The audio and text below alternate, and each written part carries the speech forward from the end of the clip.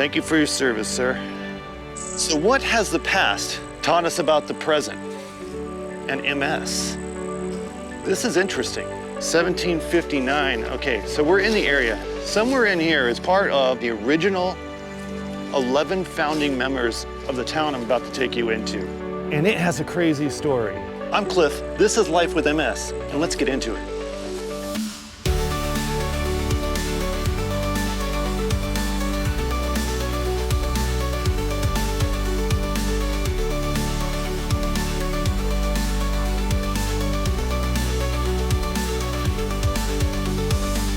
The year is 1753. A team of 11 men, all highly specialized in their respective trades, set out from Bethlehem, Pennsylvania on foot, headed south, and traveled for the next 40 days to establish a commerce and trade point in a land where none of them had ever been before. They are members of the Moravian faith, and one bishop writes, "Among 50 members brought up in our congregation, there is probably not one who could maintain himself alone in the forest. They have had no experience, and even those who have the intelligence do not know how." Bishop Spangenberg, 1752. Okay, so where are we today? We're at Bethabara Park. Well, local dialect says Bethabara. Some people call it Bethabara. Bethabara was basically always intended to be a point of commerce. What happened was really interesting, and they taught us all a valuable lesson in pivoting, in that they came here and they tried to grow crops and make a productive farm community like they had up in Pennsylvania, only to discover they didn't really know what they were doing. In 1756, two Virginia fur traders laden with deer skins stumbled upon the Moravian settlement of Bethabara. Recognizing a lucrative opportunity, the Moravians soon established themselves as key middlemen in the thriving deerskin trade. By the 1760s, Bethabara had become a significant exporter of deerskins to Charleston, South Carolina. Thanks to the end of the Cherokee War, this trade generated substantial profits for the Moravians, contributing to their economic self-sufficiency. Here's Muddy Creek, which was the source of water for a lot of the farming. Oh, it is muddy today. Holy mackerel, how am I gonna get across to those steps? So how is this related to multiple sclerosis, you may be asking yourself at this point. And it's quite simple, really. You see, the people that founded this town, there were 11 of them, and they were picked for their skill set. The original 11 was the minister, the warden, physician, tailor, baker, farmer, carpenter, gardener, tanner, farmer. Think about what they had to go through to make this town work. They had to go through 3 wars, figure out how to make money and how to make everything work in an area they've never been before. Does that sound familiar? Does that sound like MS? When you get that diagnosis and you're like, what do I do now? I think it really comes down to having the right community. Let's take a tour. I'm gonna switch to voiceover because they're doing construction down the road and it's super loud. But I wanted to show you what these folks built because it's incredible. And it shows that when you have community behind you, you can accomplish great things, even in the face of like insane tragedies and circumstances. They dealt with typhoid, they dealt with tuberculosis, they dealt with Cherokee Indians and other warring tribes, the British, the French, I mean, you name it. They went broke. They came back from broke when they figured out how to trade. Let's go check out and see what they've done. You see, the Moravians understood the power of community, and as such, the congregation stood at the center of their village, literally and figuratively.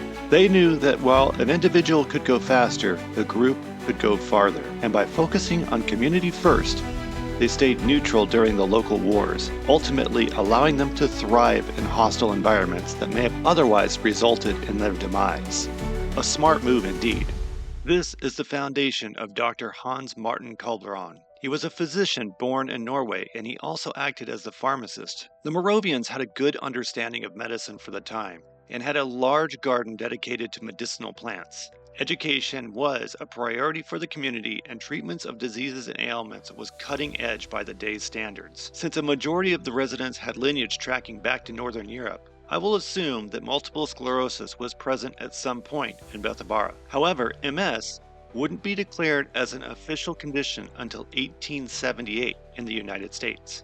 Dr. Calderon became popular for his knowledge and treatment of patients who traveled to see him from as far away as 100 miles. That's a long way by horseback.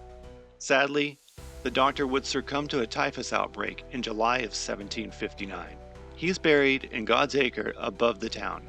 This is a reconstruction of the Congregation Hall. Essentially, the Congregation Hall was a central hub for the Moravian community, providing space for spiritual, educational, and social activities. Okay, this is the 1803 distiller, complete with the Ford Ranger. Of course, they had Ford Rangers back in 1803. Not. It's the earliest known commercial brewery distillery in North Carolina. The original log brewery and distillery was built in 1756, and the 1803 building replaced a previous structure destroyed by a fire in 1802. The 1803 Distiller's House is significant because it is one of only 3 remaining masonry structures in Bethabara, dating from the community's second quarter-century of development. It represents the dramatic traditions expressed in 18th century Moravian architecture. The Bethabara distillery's longevity and its role in the community's early development make it a unique and valuable historical site. Okay, somehow it's getting insanely hot out here, which kind of sucks because I wanted to spend more time here. But I'm going to push through it because I want to show you guys this. It's so cool. It's so cool what they've done with it, how they've restored it. But not only restored it, but it's just a huge piece of history. And during the founding of our nation, of course, the Declaration of Independence wasn't signed until 1776. But you got to remember, this stuff didn't really start until 1752. So this is the Potter's House. This was established in 1782 and became a big deal. But this was no ordinary pottery shop. It was helmed by no other than Gottfried Ost, who was one of the original 11 that came down from Pennsylvania.